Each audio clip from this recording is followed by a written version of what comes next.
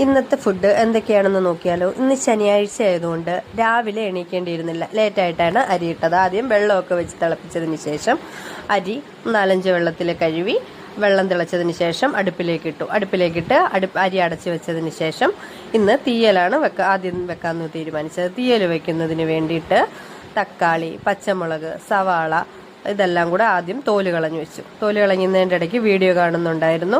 അതിനിടയ്ക്ക് മോൻ വന്ന് ഓരോ കുരുത്തക്കേട് കാണിക്കുന്നുണ്ടായിരുന്നു. എന്തായാലും ലേറ്റായിട്ട് ഫുഡ് ഉണ്ടാക്കാൻ മടി തന്നെ. രാവിലെ പണിയൊക്കെ കഴിയുന്നതാണ് നല്ലത്.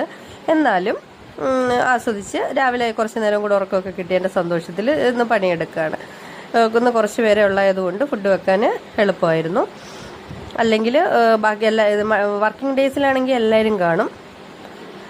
അങ്ങനെ പൊട്ടറ്റോ, തക്കാളി, പച്ചമുളക് ഇതെല്ലാം തോല് കളഞ്ഞ് നമ്മൾ മഞ്ഞപ്പൊടിയും ഉപ്പും ഇട്ട വെള്ളത്തിലാണ് ഈ പച്ചക്കറി എല്ലാം തോല് കളഞ്ഞ് കഴുകിയെടുക്കുന്നതിന്.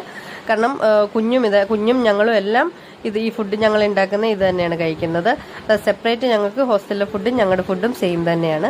പിന്നെ സ്പെഷ്യൽ എന്തെങ്കിലും വേണമെങ്കിൽ നമ്മൾ ഇടയ്ക്ക് പുറത്തുനിന്ന് വാങ്ങിച്ച് കഴിക്കാറുണ്ട്, അത്രയേ ഉള്ളൂ. പിന്നെ അതിൻ്റെ ഇടയ്ക്കൂടെ അരി പോയി നോക്കി. ഇത് ഉപ്പും മഞ്ഞപ്പൊടി ഇട്ട വെള്ളത്തിൽ ജസ്റ്റ് ഒന്ന് കഴുകി വൃത്തിയാക്കിയതിന് ശേഷം ഒരു 5 മിനിറ്റ് കഴിഞ്ഞപ്പോൾ അതെല്ലാം എടുത്ത് നല്ല രീതിയിൽ തീയലിന് വേണ്ടിയിട്ട് അരിഞ്ഞതിന് ശേഷം ഇടയ്ക്ക് വീണ്ടും അരി നോക്കിയതിന് ശേഷം രാവിലെ എണീറ്റത് ലേറ്റായിട്ടായതുകൊണ്ട് ആദ്യം അരിയിടാൻ പോയതായിരുന്നു. അപ്പോഴത്തേക്കും വിശപ്പ് തുടങ്ങി.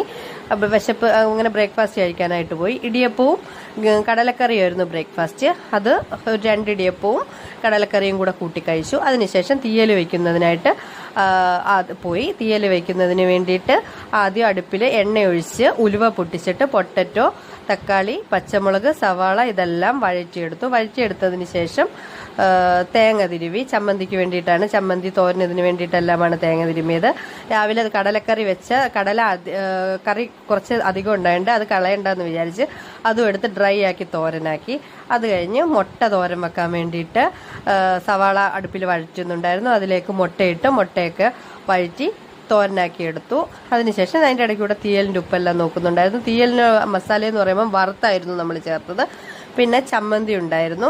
മുട്ട നല്ല വേവിച്ച് കുനുകുന ആകാൻ വേണ്ടിയിട്ട് മുട്ടയെല്ലാം വെന്ത് കഴിഞ്ഞിട്ട് നമുക്ക് അതിലേക്ക് കുറച്ച് തേങ്ങ പിരിയും കൂടി ഇട്ട് കൊടുത്താൽ മതി. പിന്നീട് ചോറ് വിളമ്പി, ചമ്മന്തി, തോരന്, അച്ചാറ് എല്ലാം കൂടെ.